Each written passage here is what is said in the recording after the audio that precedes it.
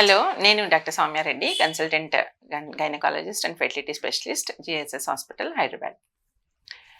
ప్రెగ్నెన్సీకి వచ్చే కొన్ని కాంప్లికేషన్స్‌లో ఎబార్షన్ అన్నది ఒకటి. ఎబార్షన్‌కి చాలా కారణాలున్నా గానీ, ఒక కారణం ఏంటంటే, గర్భసంచి ముఖద్వారం వీక్‌గా ఉండడం. అంటే సర్వైకల్ ఇన్‌కాంపిటెన్స్ అంటారు దాన్ని. ఈ సర్వైకల్ ఇన్‌కాంపిటెన్స్‌కి మనం ట్రీట్మెంట్ ద్వారా ఆ ఎబార్షన్‌ని ప్రివెంట్ చేయొచ్చు. సో, ఎలా మనం తెలుసుకుంటామంటే, ఇది ఎలా ప్రివెంట్ చేస్తామంటే సర్వైకల్ సర్కిలేజ్ అనమాట. అంటే ఆ సర్వీక్స్ ఏదైతే ఓపెన్ అయ్యే సర్వీక్స్ ఉందో దాన్ని చుట్టూ ఒక కుట్టులాగా వేసేసి సర్వైకల్ సర్కిలేజ్ అనే స్టిచ్ వేసేసి మనం వీ కెన్ ప్రివెంట్ ఎబార్షన్ని మనం ప్రివెంట్ చేయొచ్చు.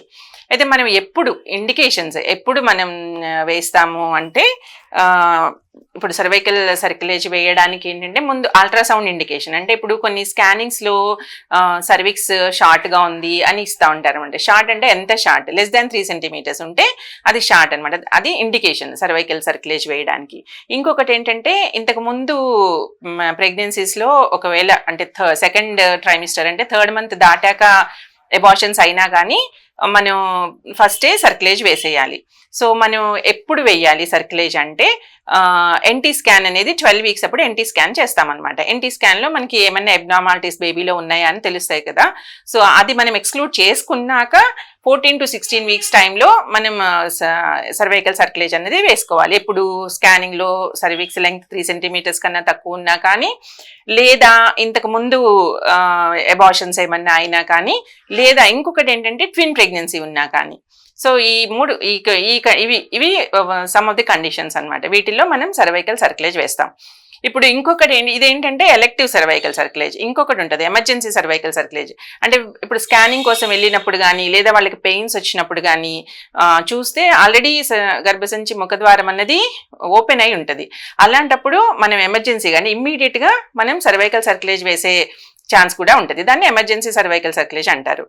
సో ఎంతవరకు ఎఫికసీ ఎంతవరకు ఉన్నది ఎమర్జెన్సీ సర్వైకల్ సర్కిలేజ్ అనేది చెప్పలేం. డిపెండ్స్ అపాన్ ఎంత ఓపెన్ అయ్యింది, ఆ తర్వాత మనం ఆపగలమా లేదా అన్నది దాని కొన్ని కండిషన్స్ మీద డిపెండ్ అయి ఉంటుంది. బట్ ఎలెక్టివ్ సర్కిలేజ్ వరకు మాత్రం ఎఫెక్టివ్గానే ఉంటుంది. చాలా వరకు అది ప్రివెంట్ చేస్తుంది ఎబార్షన్స్ అన్నది. అంటే సర్వైకల్ ఇన్కాంపిటెన్స్ వల్ల వచ్చే ఎబార్షన్స్ అయితే ప్రివెంట్ చేస్తుంది. So what is alternative? ఇది సర్జికల్ మెథడ్.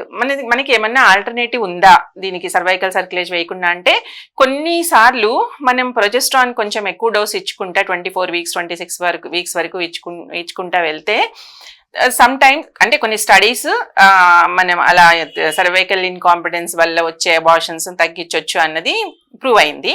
సో మనం సర్వైకల్ సర్కిలేజ్ వేయకుండా ప్రొజెస్ట్రాన్స్ కూడా ఇచ్చుకోవచ్చు. బట్ డిపెండ్స్ అపాన్ తన కండిషన్స్ అనమాట.